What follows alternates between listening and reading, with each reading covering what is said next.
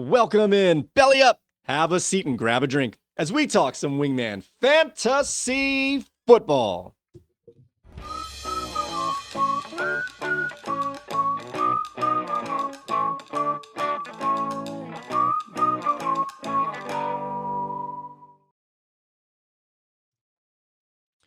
Welcome into another edition of Wingman Fantasy Football, the League Podcast. I'm your host, Michael Furley, and as always, I'd like to thank all of you, or any of you who may be watching or listening to today's show. This is episode 111, a Week 8 preview, and it is my great pleasure to welcome back into the bar Mr. Bernie, a.k.a. Team B. How are you doing today, Bernie? Wait. I'm Cuban B. Yes, Cuban B. All right, how are you doing today, Bernie? Well, my caffeine levels are about 13% and holding steady, so I think I can make it. All right, very good. You had a long drive back, I take it, after our Oktoberfest? Oh, yeah, that's a nice, normally 7-hour drive. That probably took 8 just because I needed to stop and take a couple breaks. Well, I appreciate you making the trip. I know it takes a lot of effort, and I appreciate it. Oh, my pleasure. Thank you for having me. All right, guys, we have another jam-packed episode for you guys as we will set the slate for this weekend's prime time games. We will check in on the player news and practice reports, check the activity of our waiver wire, go over this week's matchups, see who is on the top of the newest power rankings, and we also have our starts, our guarantees, don't you worry, our starts of the week. And we will have another installment of a fourth and long with Bernie. And we'll close one chapter and start a new one as it's time to pay up in this week's Wingman Jam. And of course, we will dive in headfirst, feet up in the air, as we'll dive into another mailbag. But before we do any of that, let's make sure that everybody is in the room. Wingman Assemble! All right, now that everyone is here, let's set the slate for the primetime games. First of all, I'd like to mention that there are no teams on bye this week. We have a full slate of games, so as long as your players are healthy, they will be in our lineups for Week 8. And we also are back to a regular NFL schedule with no London games on the early Sunday morning, and there's only one Monday night game this week. So let's set the schedule for this week's primetime games. As on Thursday night, we had the Minnesota Vikings were taking a voyage to the West Coast to take on the LA Rams at 8:15 p.m. The Sunday night game this week has been flexed as we have a classic NFC battle as the Dallas Cowboys gallop in their search for gold as they take on the San Francisco 49ers at 8:20 p.m. And the last game of the week, the New York Giants head over to the Steel City to take on the Pittsburgh Steelers at 8:15 p.m. Which of these games catch your attention the most? Ooh, the most, I would have to say probably this Thursday night game the most because we got two good teams going at it. Not that Dallas isn't a good team or San Francisco, but they're not my favorites. So I was surprised that the Pittsburgh Steelers have had primetime games quite often this year so far. Yeah, I mean, that game does interest me just because I want to see what Pittsburgh is doing offensively. But outside of that, really the Thursday night is the exciting game as a football fan. All right. Now, as for our Thursday night game, we had 8 players in our managers' lineups tonight, where Waddle Away had 2 players in his lineup with Matthew Stafford, a nice streaming option there, and the Minnesota defense. And Bernie's Team B. I'm Cuban B. Yes, Cuban B. Had his superstar streaming kicker, who now is a mainstay, kicker Will Reich. Is it Reichard? I say Reichard right now. Will Reichard is going. Yeah, I'm doing Reichard. Yeah. Yeah. Okay. I'm sorry. I'm doing either Ricard or Reichard. I don't know. You're doing the hard CH there. Okay. And we have Kubert's Rage had Cooper Kupp finally back in his lineup, going alongside his number 1 pick this year, Justin Jefferson. And Ben's brilliant team had Puka Nacua. Fresh off the IR in his lineup on Thursday night. And Mac Daddy Twos had 2 players in his lineup as he had a pair of running backs, Aaron Jones and Kyren Williams. Release the Kraken. Thursday night is going to get him off to a strong start, or is going to give his opponent a little bit of life. All right, now what do you think about some of those players playing in tonight's game? Anyone you think is going to overperform or underperform? Just from watching the game, I think Nakua might overperform. Stafford might overperform, but I don't think anybody's really underperforming from what I can see. Is Hawkinson playing? He might underperform. No, he didn't get activated. He's still in the IR technically. Definitely underperforming then. Okay. All right, now for some player news and practice reports. All right, starting off with Jonathan Taylor has returned to practice, and it's trending towards making his return to the Colts starting lineup. Sky Moore, he's a receiver for the Chiefs, in case you're unaware, was placed on IR this week. Tyreek Hill was added to the injury report late in the week after Thursday's practice with a foot injury. Mike Evans is expected to miss at least 3 games and is hoping to be back after the team's Week 11 bye. Chris Olave has returned to a limited practice, and it looks like he's progressing through the concussion protocol and is trending towards making his return in Week 8. And Juwan Jennings is dealing with a hip injury and has yet to practice this week. And San Francisco is on a bye next week, meaning that it might just be safer to hold him out one more week so he has an extra week to recover. All right, what do you think about some of these players we mentioned so far? Yeah, so Jonathan Taylor, it's just, he makes me have to have my phone on, the volume on, alerts on, just so I don't miss anything with him. So it's like the roller coaster of questionable, active, no tag, out, and it's a roller coaster. So he's keeping me busy for sure. I noticed you had him on your bench at the moment because he didn't play last week. Are you looking to put him in if he's playing? Yeah, he's probably going to go in if he's playing. There's really nothing else going on. Richardson does not make that team any better. They need to put Flacco back in. All right, let's see. All right, our next group of players here, we have Jameson Williams has been suspended for 2 games due to violating the NFL's performance enhancing substance policy here. So he's going to be out the next 2 games. Dalton Kincaid is dealing with a collarbone injury and has been limited in practice all week. Alvin Kamara is perpetually questionable as he is clearly in the maintenance program dealing with multiple minor injuries. And Juju Smith-Schuster has already been ruled out for Week 8, indicating that a multi-week absence may be in the card for Juju. All right, you got 3 players in this section here: Jameson Williams, Alvin Kamara, and Juju Smith-Schuster. Which way are you going to go with these guys? Well, as of right now, Kamara's in, and Smith-Schuster, and Williams are out. I'm not worried about either one of them in their out status. I've got players that can play, so I'm good with them just sitting on the bench, not going to drop them. But Kamara, he's one that he might get traded out with Taylor. So we'll see how that goes. I really don't want to trade out any of my other players at the moment, any other of my running backs at the moment. I wonder what type of substance Jameson Williams took that made him play very well every 3rd game. That's crazy. Yeah, creatine, because it's like a loading up phase. Okay. All right, our next group here of player news: DeAndre Hopkins has been traded from Tennessee Titans to the Kansas City Chiefs, and Tua Tagovailoa returned to practice on Wednesday and is expected to make his return to the field this week against the Arizona Cardinals.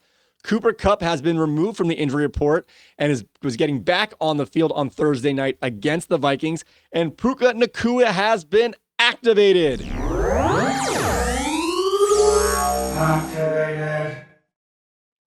He was activated from the IR this afternoon and made it onto the field this Thursday night. And I haven't double checked his stats, but he's looking very good and has a chance for a nice game. Travis Etienne has been logging in limited practices all week. Keep in mind, he did the same thing last week before he was ultimately declared inactive. So definitely keep an eye on that all the way up to Sunday. And DK Metcalf is dealing with a knee injury. Despite avoiding a serious injury, he will most likely be questionable up until game time on Sunday. All right, what do we have here? We have Hopkins, Tagovailoa, a pair of Rams receivers, Etienne, and Metcalf. Yeah, so this is looking good for Nacua. He doesn't look like he's missing any steps as of yet. Maybe a little rusty on the hands department, but he's making some some pretty spectacular looking moves. He only has 4 receptions as of right now, though, and he has 35 yards on those 4 receptions. So he's doing okay. As far as Hopkins goes, I don't know. I don't know what to think about that situation. I like Nuke. I think he's a great player, but I don't know where he is now. I don't know how he's going to gel with Mahomes, but he is talented enough. He is a veteran. He's going to get catches. He's going to get open. So I think him and Mahomes might start slow, but I think they might end up being a good combo. So I don't know if you recall when I had my Tennessee Titans rant, I don't know, 2 or 3 weeks ago, Mhm. I dropped Bowers for Hopkins only because there were rumors back then that Hopkins might be traded to Kansas City. And Mhm. I was kicking myself because Bowers has been playing great.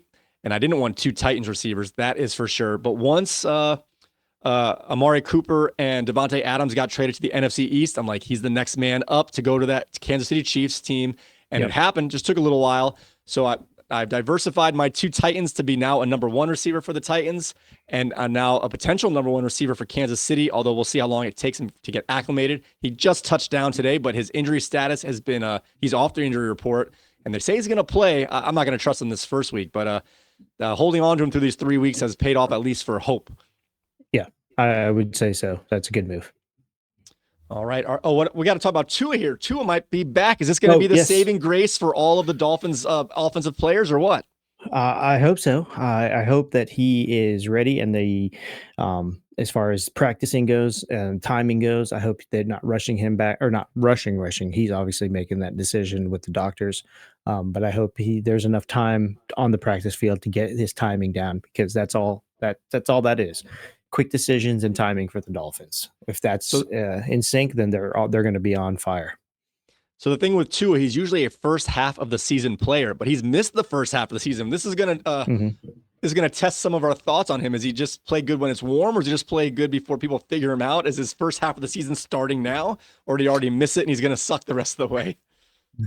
No, I think it's good. I think it starts now, and I wouldn't. I don't think they're figuring Tua out. I think they might be figuring the coach out. That hype train has broken down on the side of the tracks.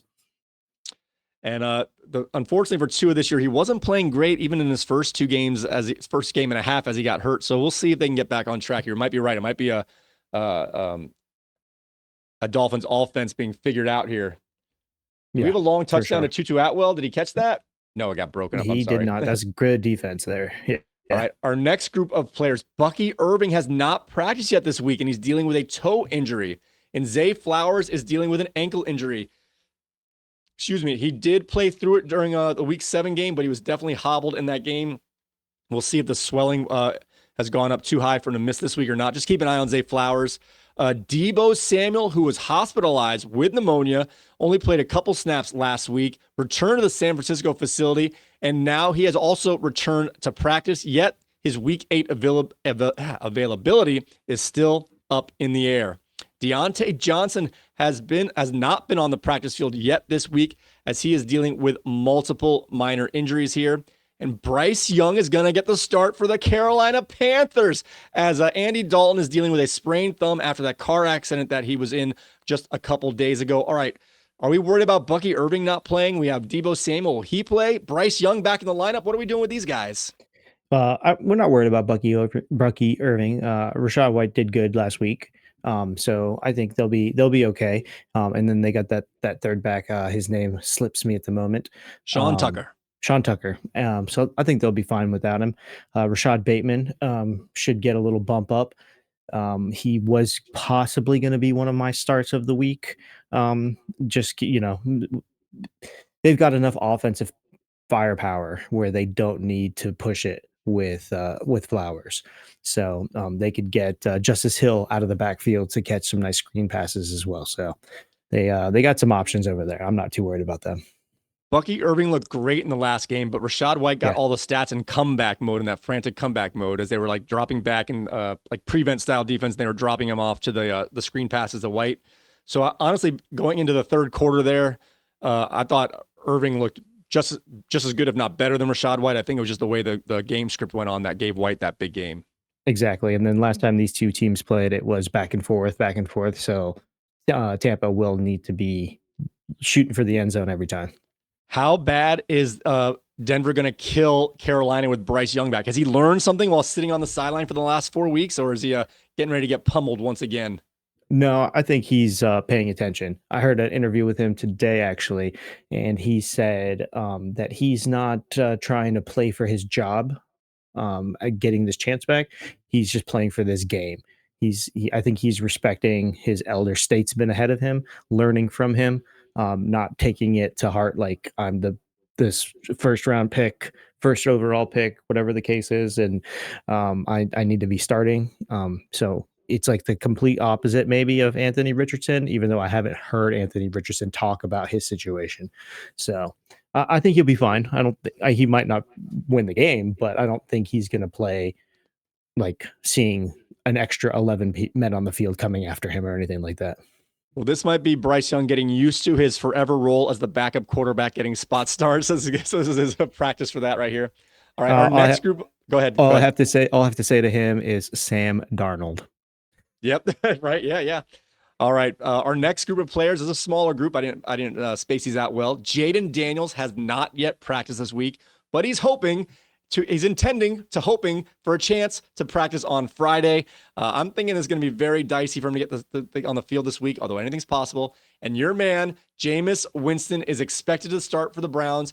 Of course, we didn't want this to come due to a big-time injury for Deshaun Watson, but you've been calling for this quarterback change, and now it's for different reasons. But Jameis Winston is getting on the field. And I've got a side note here. Robert Saleh, former coach for the Jets, has been hired by the Green Bay Packers as a whatever consultant. They said his role will be fluid. They're going to figure out what job to give him, but he's in the building. I think he's there just to talk crap with Matt LaFleur about Aaron Rodgers, since the last two coaches can just have their coffee in the morning and just talk crap before they get onto the practice field.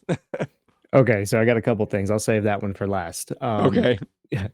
Famous Jameis. I'm happy to see him on the field. Again, I was watching some news today, and he's getting his team riled up. Man, he's got his known speeches, his known opening, get everybody going. And I think their receiver, obviously Njoku, but the receiver, is it Tillman? I believe Cedric Tillman. Yeah, Tillman might be one of those sleeping beauties, man. He might be have a big role in this offense. So I don't know what their connection is, obviously off the field in the practice. So keep an eye on Tillman. Who was the other guy? I did have something on the other one. Jaden Daniels. Yeah, Jaden Daniels. Mariota, he put up like 19 fantasy points in our league last week. So it looks like that offense is built good. So whatever Kingsbury's doing, he's doing a good job at it. Now, as far as Saleh, so apparently they're old buds. LaFleur was his best man at his wedding. They were roommates together when they were doing some sort of coaching thing. So they're like really, really good friends. So I think his buddy's like, hey man, just come to the facility, stay out of the defensive area so we don't cause any waves. Come look at some offensive things with me and kind of give me your take on what our offensive game plan looks like from a defensive perspective. Right. So I think it's just his buddy, and it's pretty cool that it is Green Bay and he can talk shit about it. But I don't think it's anything like that. I think it's just like, hey man, you're down on your luck. You're my really good friend. Just come hang out. Well, I was thinking that when he got released, that like San Francisco could bring him back in a similar way. They're all the same group of coaching tree there. Exactly. All right, now let's take a look at our waiver wire. And I have to say, this was probably our busiest waiver wire of the week, and money's being spent like crazy. I've been lowering my bids as the year's gone on, and I'm kind of getting mixed matches. Some of our managers are upping their bids as the year goes along. So let's get into it, as we had 14 waiver bids this week for 11 different NFL players. Wow. And two of these players received multiple bids. Starting off with our highest price acquisition, Jawan Jennings went to Crazy Fish. Can you guess for how much? You might even know, but $53. He doesn't have 53 left. 46. No, he spent his last $32 to get Jawan Jennings. $32. Wow. And he did outbid three other players. So this was had the most traffic on this player, as Cubert's Rage put in a bid for $8, outbidding Amazing Spidey, who put in a $7 bid, and Red Sox Nation, who put in a $7 bid. It is safe to say that Crazy Fish, you spent too much. You paid too much. And it wasn't even a running back. It wasn't a running back. So the last 3 or 4 weeks, Crazy Fish and I have both been bidding on the same players, and he's been outbidding me like a madman. He got Pickens ahead of me when he put in a $7 bid, I believe it was, and I put a $3 or $4 bid. So I figured Jennings was about as worth as much as Pickens. At first I had a 5 or 6. I'm like, he's got to be worth at least Pickens. Let me go to 7. So Cubert's Rage would have had the perfect bid if Crazy Fish wasn't so crazy. Oh yeah, it's in his name. There you go. There. All right, our next one here with the injuries to the Tampa Bay receivers of Mike Evans and Chris Godwin. I didn't put those in the news there. I forgot, or maybe I did. Mike Evans, yeah, I did. But Chris Godwin's also out for the year. I mentioned that in the last show. Sorry, but Jalen McMillan, the rookie receiver for the Tampa Bay Bucks, went to Red Sox Nation for $14, outbidding Cubert's Rage for $4. So Cubert's Rage was trying to get receiver help, but he kept getting outbid. But with a $10 overpay, Red Sox Nation, you know what you did. You paid too much. All right. Our next player here. Oh, you're going to like this one. Mr. Unlimited. Russell Wilson went for $2 to Lionized. You still have Justin Fields on your team, correct? Yes, I do. You're waiting for Russell Wilson to just play himself out of here, but he had a good game last week, and Lionized might have to put him in his lineup as he's been kind of playing random. No, he's not, because he has a Lamar Jackson. So I don't know why he picked up Russell Wilson. Maybe he's trying to block his opponent. That might be the case. But he got him for $2, and there were no other bids. Unless I'm wrong here, can you double check? I had Crazy Fish picking up Jason Sanders for $1. Is that the right person who picked him up? That is correct. No, Waddle Away. Waddle Away picked up Jason Sanders for $3. For how much? $3. No, that can't be right. Yeah, I'm looking at it. All right, I made a mistake here then. So Russell Wilson did go to two. I'm sorry. $1. I'm sorry. $1. And was it Waddle Away? It was Waddle Away. Okay, I didn't change that name. I was doing a lot of copy and pasting here. So Jason Sanders went to Waddle Away for $1. Matthew Stafford also went to Waddle Away. Just double check me as I go through these. Also for $1. And he put him in a starting lineup tonight. So we have a streaming quarterback for Waddle Away. We'll cross the streams. Excuse me, Egon. You said crossing the streams was bad. All right, another player picked up this time. So Cubert Rage did get a receiver. He got Rashad Bateman for $1. So he put in bids for Jennings, McMillan, and Stafford. He got his cheapest one here, and might be arguably the best one. Yeah, might be one of the better ones, or at least the best deal overall. These guys are similar. You know, they're 2-3 receivers moving up based on injury or performance, and he got them for way less than the other guys. Rashad Bateman's coming off a great game last week, and Zay Flowers is banged up. Will Lutz went to Lionize for $1. I believe he's the kicker for Denver right now, right? Correct.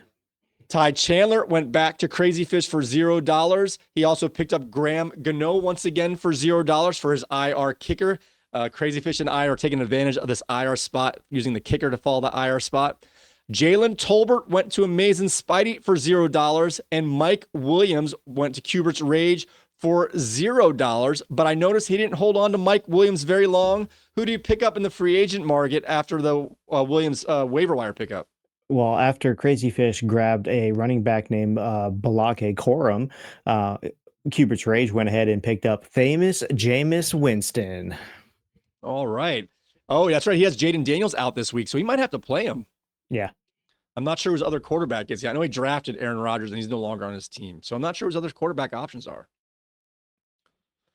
All right, guys. It is now time to see who's playing who in this week's matchups.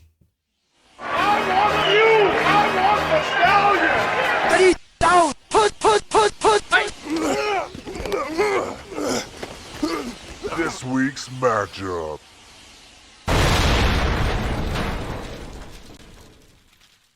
All right, guys, starting off our Week 8 matchups in the Wingman Fantasy Football League, we have Amazing Spidey at 4-3. Our lowest scoring team of the entire season is on a 4-game winning streak. I do not know how, but he's playing Red Sox Nation, who's also at 4-3 and just had his 4-game winning streak snapped. So this is going to be a close game in terms of record, but Red Sox Nation is the far superior team when it comes to his players. What do you have for this particular matchup? Well, looking at it straight on, you do not have a chance. Red Sox Nation has just got Hurts and Hunt and London and Neighbors is back and Diggs and Lamb. I mean, he's just loaded, like loaded, double digit loaded projections. The only concerns I see for you is Calvin Ridley. And Jordan Mason, just as what kind of role is he going to play? But that's really it. Roma Dunze, he's going to be touchdown dependent, but he could put up a decent day.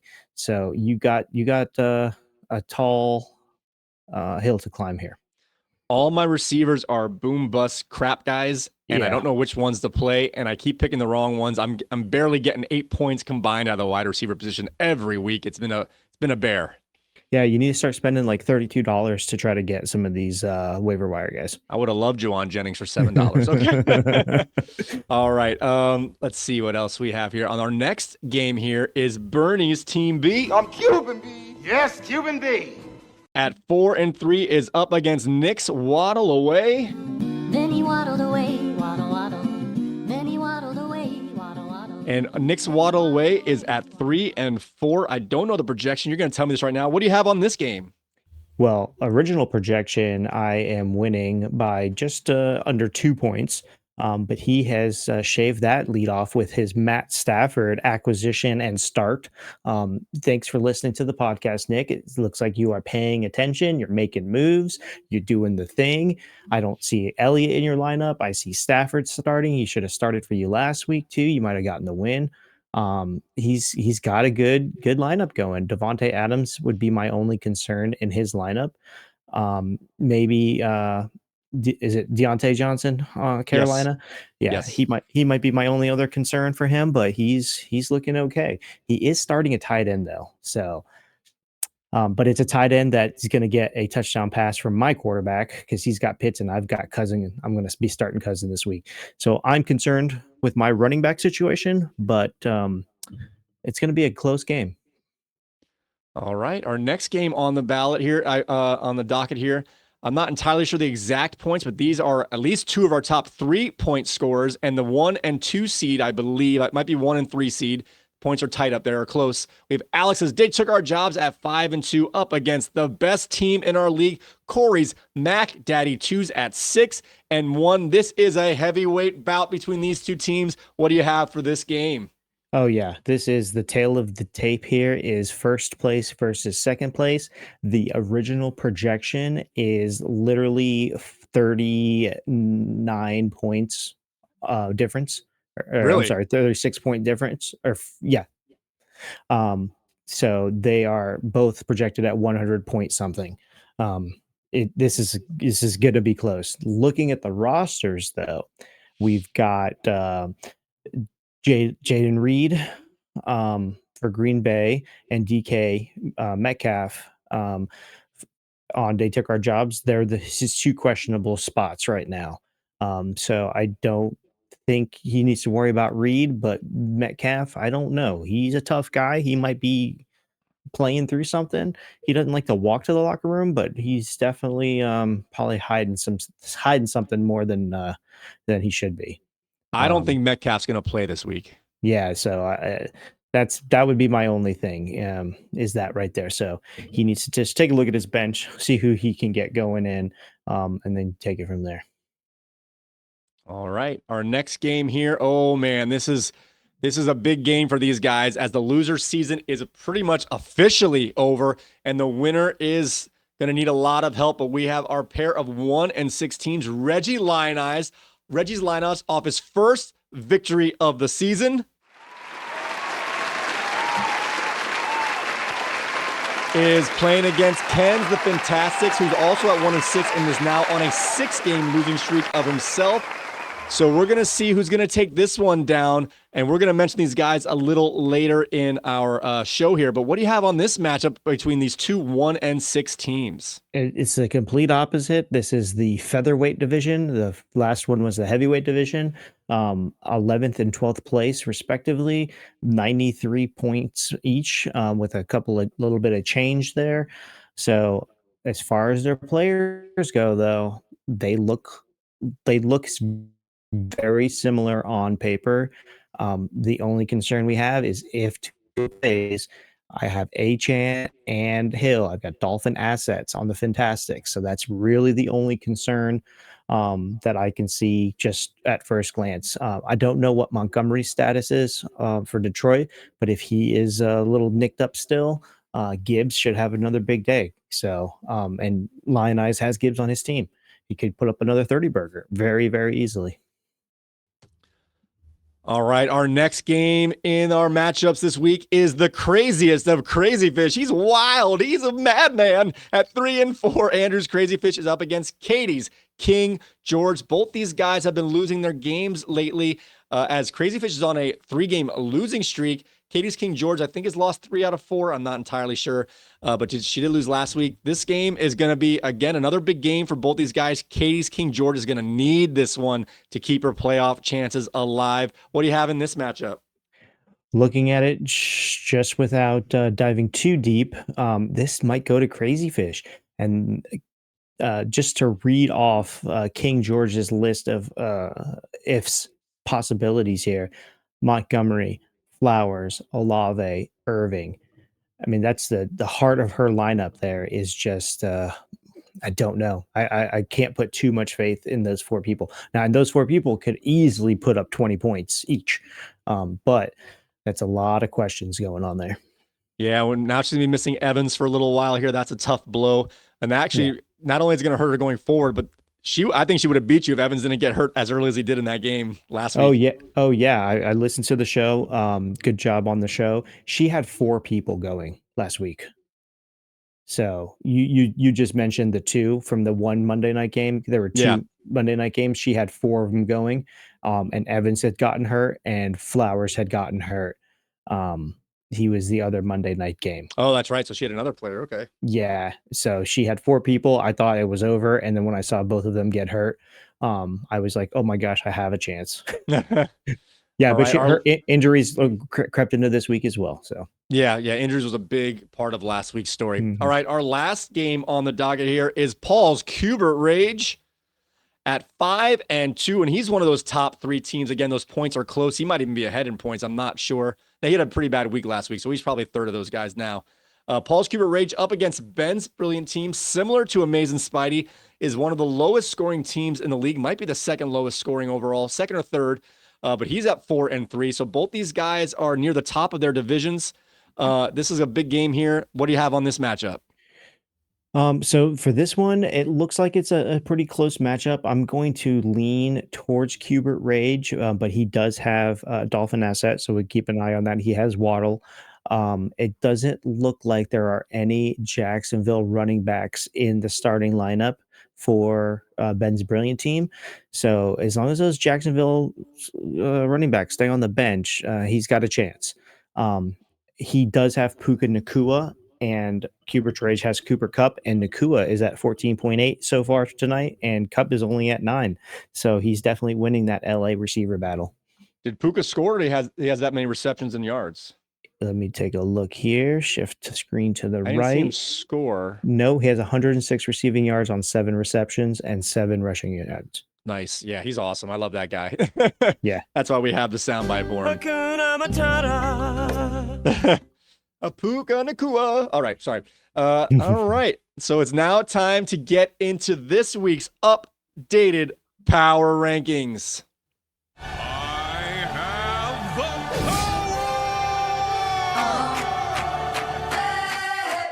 By the power of Grayskull. I'm living in it, no one man to have all that power.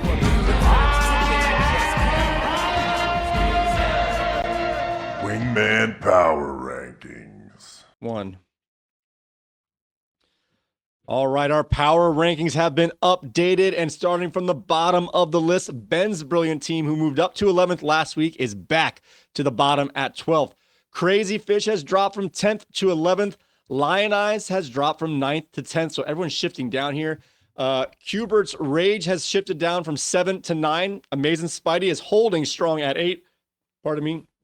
Waddle away. Where was he last week? I don't have him here. I must have messed. Oh, he's on the bottom last week. He went from 12th to 7th. His biggest increase in the power rankings is Waddle away. Team B is finally out of that 5th spot with a slight slide down to 6th. The Fantastics has moved from 6th to 5th, a little swap between those guys. Red Sox Nation has fallen 1 spot from 3 to 4. King George, I don't know how she does it, especially with these injuries.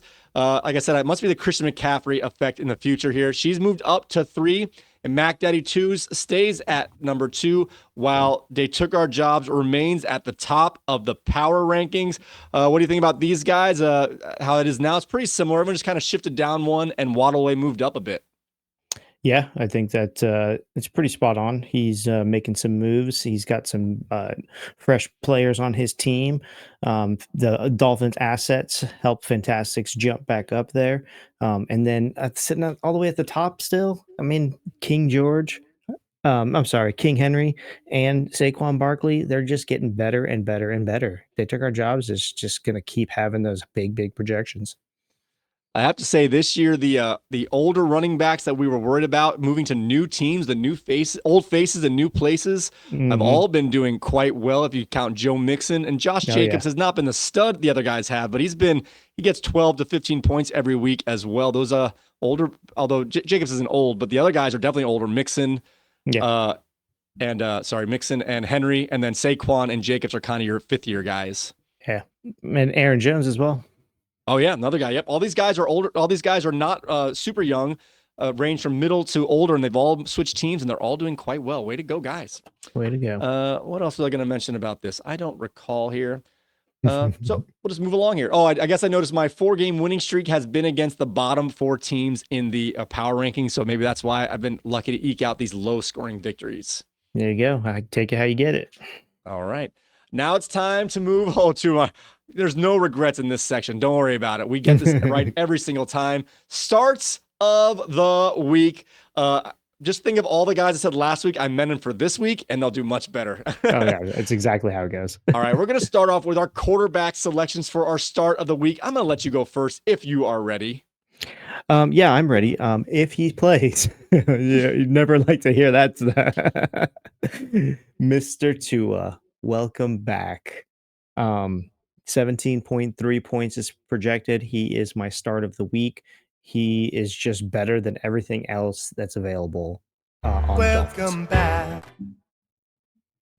All right. Yeah. Okay. I like it. I like it a lot, actually. They have a very strong matchup. Surprisingly enough, the Arizona Cardinals rush defense is the best part of their defense. They surprisingly stuff guys more than you'd realize. You think it's a total defensive oasis here for the opponents, but it's the passing game that generally thrives in their games. Yep. All right, I'm going back to the well. I haven't picked this player yet, but you have. And when in doubt, pick a player on Mac Daddy 2s. We're picking Bo Nix against the Carolina Panthers. The Panthers give up the 7th most points to the position. But with Bryce Young being back and them not having a great overall offense, I don't think they're going to get up early and just be able to run this one all day long, as their running game is not that strong. I think Bo Nix is going to be a big part of the running game mixed in with some passing plays, and he's going to get those young receivers involved. Bo Nix is my start of the week at the quarterback position. I like it. All right. You don't seem convinced. All right. How about our running back start of the week? Why don't you go ahead? I'm gonna go ahead and stick with the Dolphins. I think that with Tua back, they're not, the defense can't just be worried about that run game. Like you said, they're better at the run stop, but Achan is not just a runner; he's really fast. The timing and the schemes will click better, and I think they're going to take advantage of that. So Achan at 13.1 is my running back start of the week. All right. I like it. Putting all your eggs in one wet Dolphin basket. All right. My running back of the week is J.K. Dobbins versus the New Orleans Saints. All right. The Saints give up the 5th most points to the running back position. But if we look at a more recent snapshot, they've been giving up even more than that as their last 3 opponents. If you go 3 weeks ago, Kareem Hunt, his first game off the street, had over 18 points. 2 weeks ago, the Tampa Bay Bucks had 2 running backs equal close to 51 points. And last week, Javonte Williams had his best game in 3 years with 24 points. if Dobbins can stay upright this on the field, I was debating on picking a Vidal. I forget his first name, Vidal for the Chargers, but I noticed that he's not getting the work. I thought last week maybe he'd get some more carries, but he's only getting 3 or 4 carries a game. Dobbins is getting 80% of the work, and against the Saints, this is a running matchup that we can all enjoy. So J.K. Dobbins is my running back start of the week. Wow. Like it. I like it a lot. Okay. You want me to go? Yeah, go ahead for your receiver, please. All right. For my receiver, this receiver is a top 5 receiver, top 5 overall draft pick. And he only has 1 touchdown so far this year. That's Tyreek Hill. I'm going with all 3 Dolphins. 15.9 is his projection against a very beatable secondary. He's got his boy Tua back. Tyreek Hill is my wide receiver start of the week. Fantastics. You're up, buddy. You're up. Dolphin assets are a go. Wow. All right. Good luck to the Dolphins. Good luck to you, Bernie. This is an all or nothing. You're going to get at least, you're going to get 0 or you're going to get 2 of these guys, I think. Maybe all 3. We'll see. All right. My start of the week is a little off the radar here. He was a high price waiver wire pickup 3 weeks ago, falling off the map a little bit. Dontavian Wicks up against the Jacksonville Jaguars. This is a team you want to target, the Jaguars, as they give up the 4th most points to the position. And with Jaden Reed being a little banged up, I think Wicks is going to get back into the end zone this week, as Jacksonville loves to give up points to the passing game. We're going to go back to the well. He's going to be one of those players that you're going to pick up, and he's going to stink for you. You're going to drop him, and he's going to be ready to come off and rebound. So you're never going to pick the right weeks, but after being hurt 1 week and having a bad week the other week, after having a bad week after his big week, and last week he had a medium game as he was second in the team with targets and yards behind Romeo Doubs. I think Dontavian Wicks is going to sneak in with a strong game this week. Ooh, I would say I like that pick. I like that player, but I have to say that his touchdown possibility is going to get poached by one Mr. Tucker. All right. Okay. I like it. I don't like it. Bad, Bernie, bad. I understand it. I respect it. I don't like it. Yeah. Okay. All right, guys. It is now time for your favorite Friday morning segment and mine. It is time for 4th and Long with Bernie. First down, the game's over. Go for it. This measurement could determine the Giants' It is season. time for 4th and Long. With Bernie.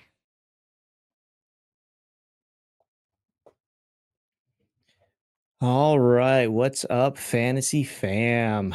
Bernie here, and you're locked into another edition of 4th and Long, where I dive deep into the stories that make the NFL what it is. So, you know what gets me fired up? Those underdog stories, those backups who became legends. And I thought long and hard about this segment this week, and the injuries just keep piling up and piling up and piling up. So we've got to look at these guys that are coming in, these I don't want to say bench warmers because they're quality players, but these guys that just need an opportunity, right? So we're going to dive into 5 incredible backup to superstar stories that'll make you think twice about dropping your handcuffs in fantasy, okay? And we're going to start off with probably the best one. It's not my favorite player, but you can't take anything away from who he is, and that's Mr. Tom Brady, the GOAT himself, right? So picture this. It's 2021. Drew Bledsoe goes down, and this skinny kid from Michigan, picked 199th overall, jogs onto the field. I bet there were people that were just changing the channel. You know, the game is over. 7 Super Bowl rings later, and that backup quarterback story became one of the greatest, if not the greatest, NFL story we have today. So Mr. Tom Brady replaced the injured Drew Brees in 2001 and wins 7 Super Bowls by the end of his career. Number 2 on this list is Terrell Davis. 6th round pick, buried so deep in Denver's depth chart that he needed a GPS just to find the field. Then comes this preseason game in Japan. Yeah, we used to play preseason games in Japan. And one special team play changed everything. After he gets notice on special teams and due to some injuries, he gets the go. And then Davis goes from fourth string, Super Bowl MVP, NFL MVP. He's a Hall of Famer. The man literally, he had a migraine during a Super Bowl and still balled out. So Mr. Terrell Davis, a 6th-round pick, fourth string running back, Hall of Famer. Kurt Warner is next up for me here. Now, we all know Kurt Warner's story. You know, he was bagging groceries somewhere, and now he is a Hall of Famer. Replaced the injured Trent Green in 1999. Basically, he went from stocking shelves to the greatest show on turf. And it was all due to one injury and getting his opportunity. So Kurt Warner, great job. Next up on this list, we're going on the defensive side of the ball here. James Harrison. So talk about a defensive game changer here. This guy's been cut more times than a bad haircut. But he turned into an absolute monster when Joey Porter went down. He had a 100-yard interception return in the Super Bowl.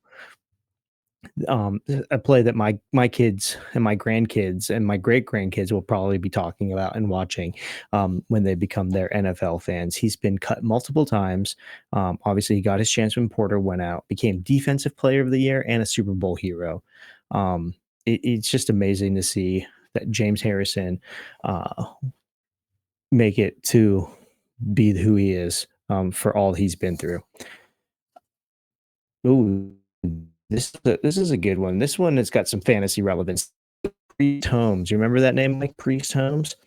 So Priest Holmes goes from backing up Jamal Lewis to setting touchdown records in KC. It's like finding out that your backup kicker is actually like a secret weapon running back. He set the NFL record for touchdowns in a season, and he became an All-Pro, and all just because of one Jamal Lewis going down. So, all right. So Mike, you're probably rolling your eyes here at the commentary about these injured players. I know that you've got a couple of injured players, and I don't think you have any really big handcuffs going on, but you probably would love to have one of those superstar stories happen for you this year. So just remember that if you have a handcuff, you don't have to play him. You just got to hold on to him. You just got to hold on to that end of that bench there. And so if you like this list, if you think I missed anybody, somebody you just want to talk about, somebody that you want me to do a little deep dive into, let me know. If you've got a fantasy story of, picking up a Peyton Hillis and winning the whole thing, let me know, and we'll bring it up on air. So remember that some of the times the stories that we don't want to hear about an arm broken are the stories that make somebody else's life come to life. And that's it for Fourth and Long. All right, very nice. Yeah, those quarterbacks in the late 1990s, early 2000s. They met each other in the Super Bowl in 2001, I believe it was. So the Kurt Warner one is a big time story. Like you said, from bagging groceries to NFL MVP, multiple NFL MVP and Hall of Famer. Those are some great names there. I love that. Very good. Like you said, some underdog guys. You don't think about it, but they might make their way if they just get the chance. So here we go. And there's a lot of chances going on this season for sure. Yeah, that's for sure. All right, guys, it is now time to check in on our Wingman Jam.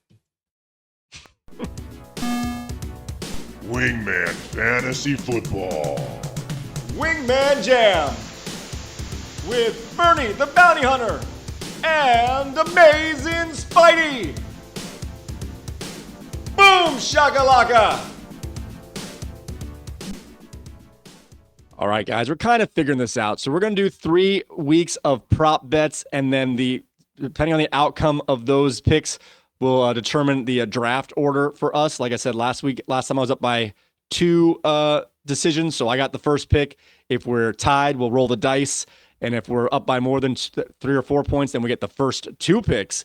out of the 4. That's how I think we're going to do it going on. So 3 weeks of prop bets and then a true Wingman Jam. After our first Wingman Jam, I took that one down, but we had our second Wingman Jam 2-on-2 playoff here last week, where I had the first pick and I decided to take J.K. Dobbins this week's start of the week, not last week's, and I took Brandon Ayuk, while Bernie picked DK Metcalf and Evan Ingram. Do you have the scores for these guys? I do. If you don't, I just wanted to pass it along to you.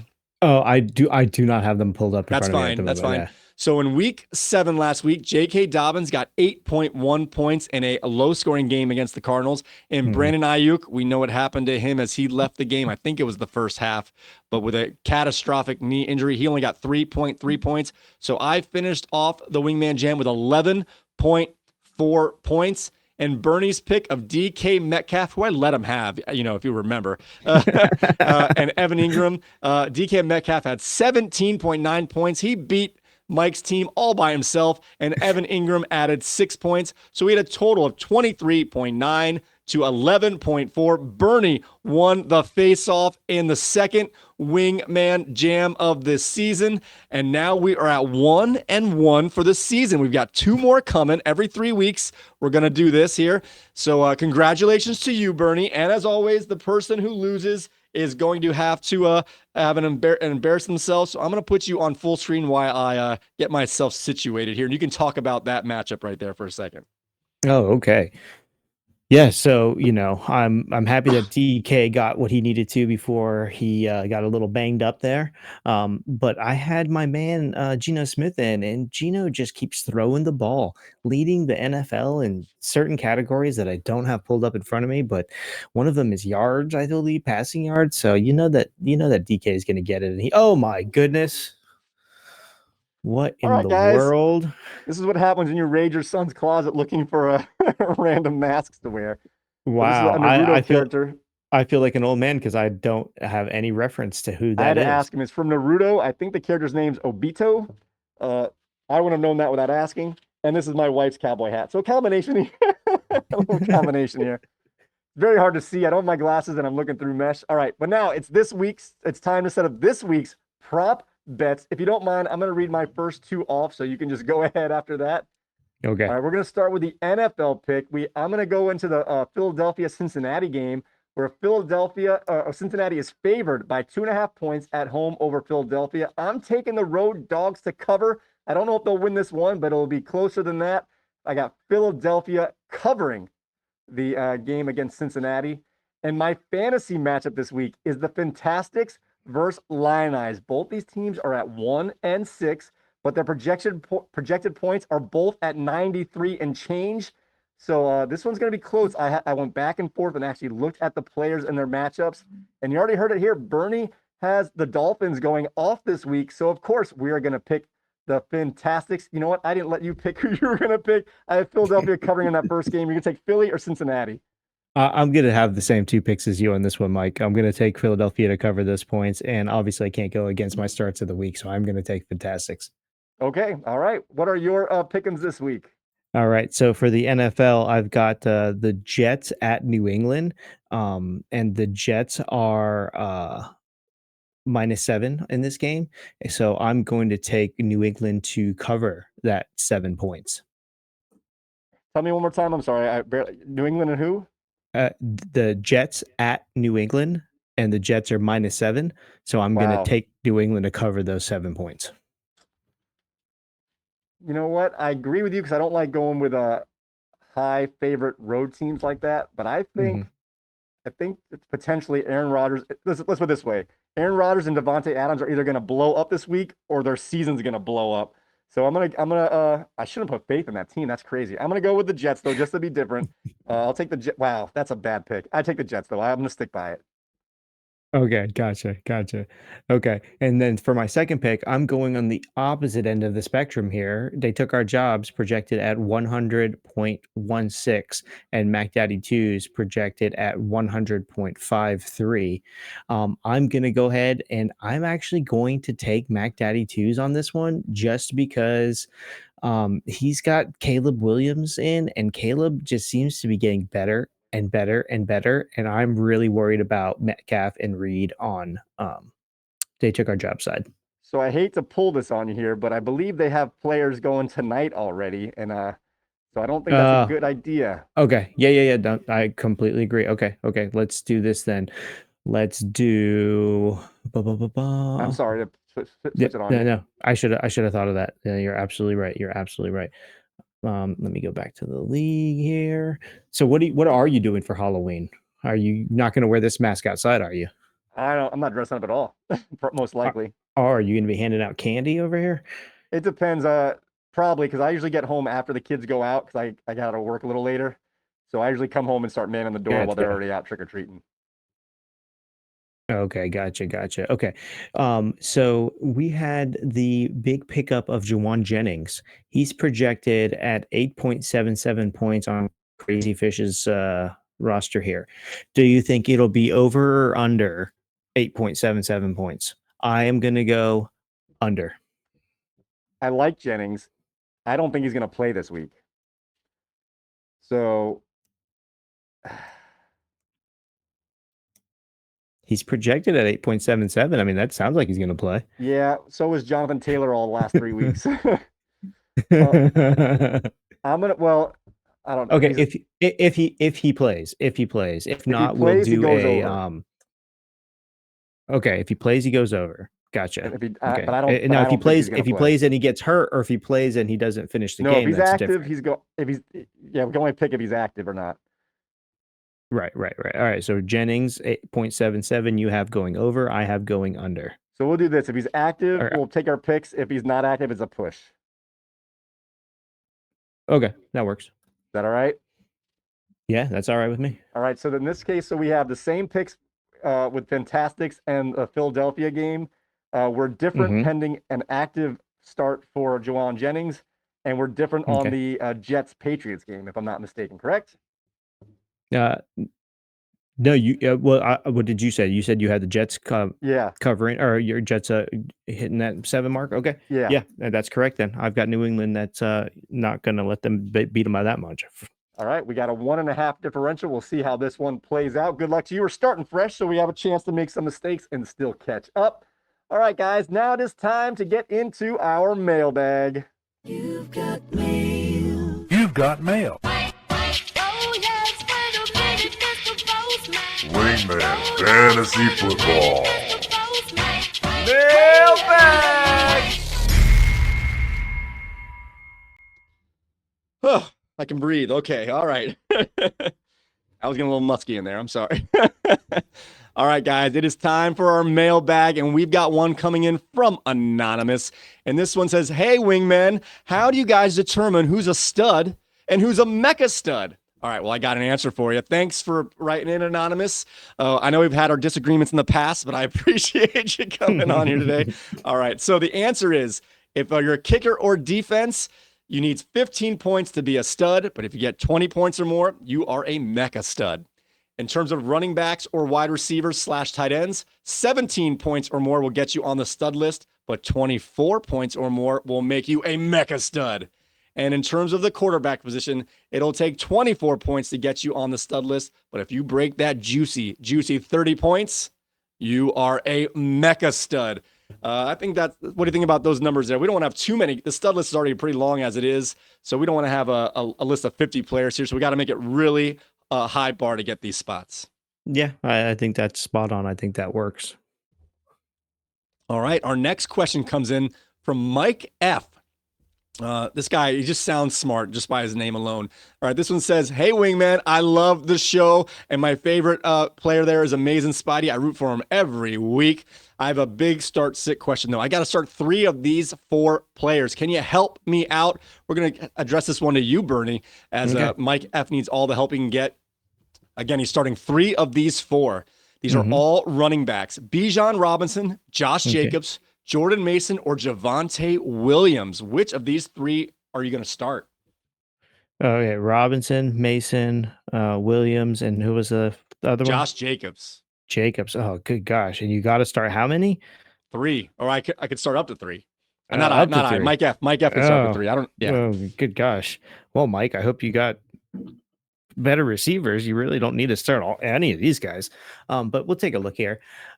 So Robinson, actually, he had a pretty good game. So I'm going to go with Robinson off the bat here and see what we got going on. So Robinson, who's he going up against? He's going up against Tampa Bay. Tampa Bay. He had a good week last week.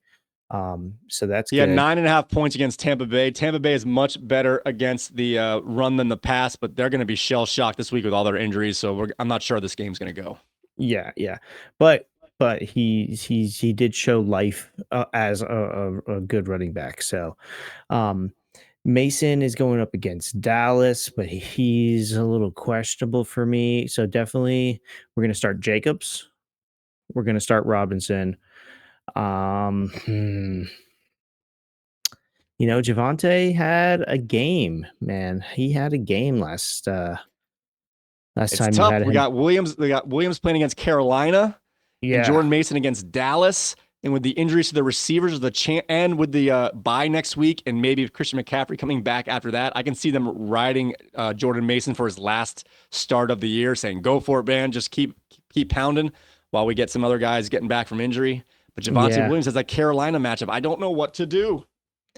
Yeah, Mason might be my odd man out. He is the Sunday night game, and he does have a questionable tag. So he may not play due to an ankle. Like, your running back shouldn't have any ankle issues. So Mason is my odd man out here, in my opinion. Robinson, Williams, and Jacobs would get my start if I had to pick three.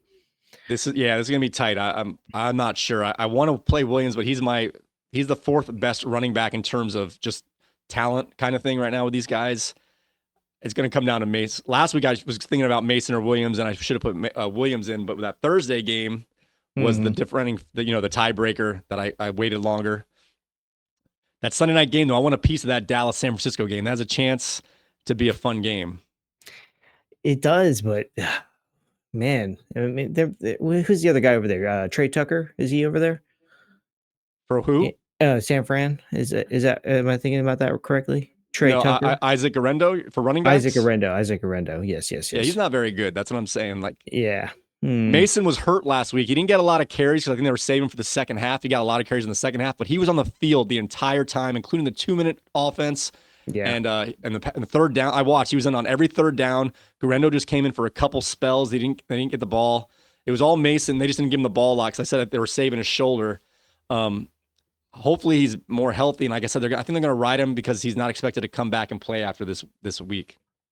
Yeah, that's a tough one. But again, if he's the late game and he's got the only one with a questionable tag, he's the one that I'm leaving off.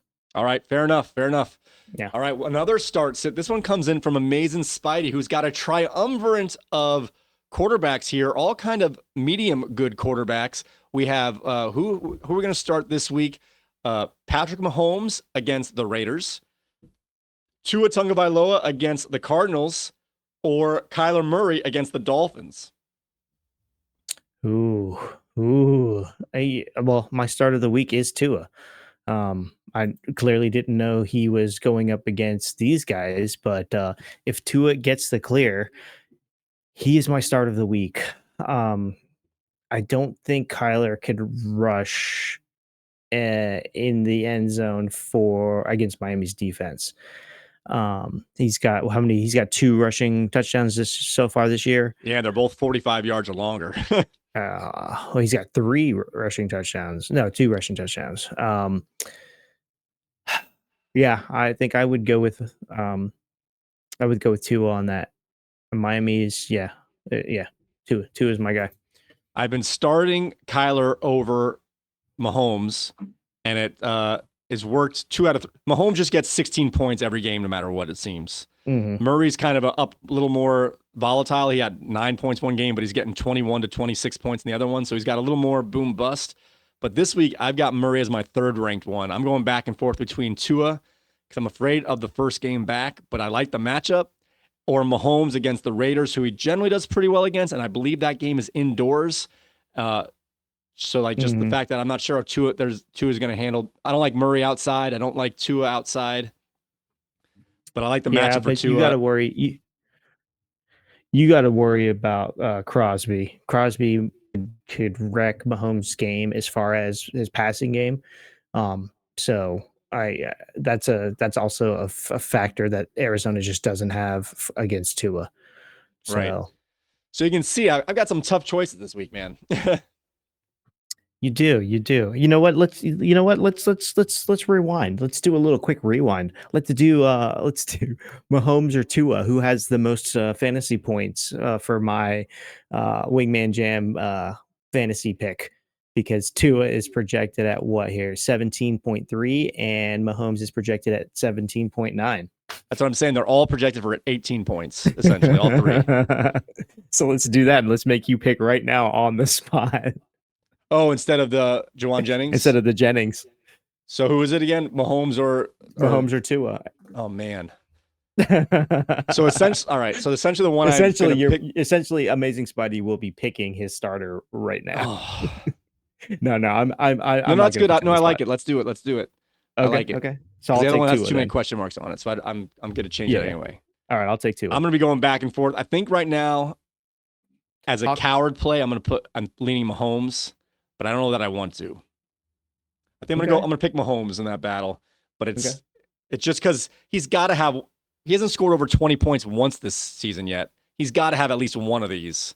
Right. And with DeAndre Hopkins coming there, I don't think Hopkins is going to be a big time player this week, but I think they're going to try to work the passing game a little more this week, get him a couple extra targets. And Hunt's a little banged up. They can't ride this old guy that long into the ground here. Yeah, I think I'm going to lean Mahomes, you obviously I might go back and forth myself up until Sunday. Yeah, and then you don't know what Tua is going to be coming off of this long absence. So you're picking Tua, I take it? Yeah, I am. Yeah, for sure. Oh, all right. So we have two different picks now in our Wingman Jam. All right, guys. I want to thank you all so very much for joining us once again for Wingman Fantasy Football, the League podcast. Go ahead if you want to find any of our podcasts.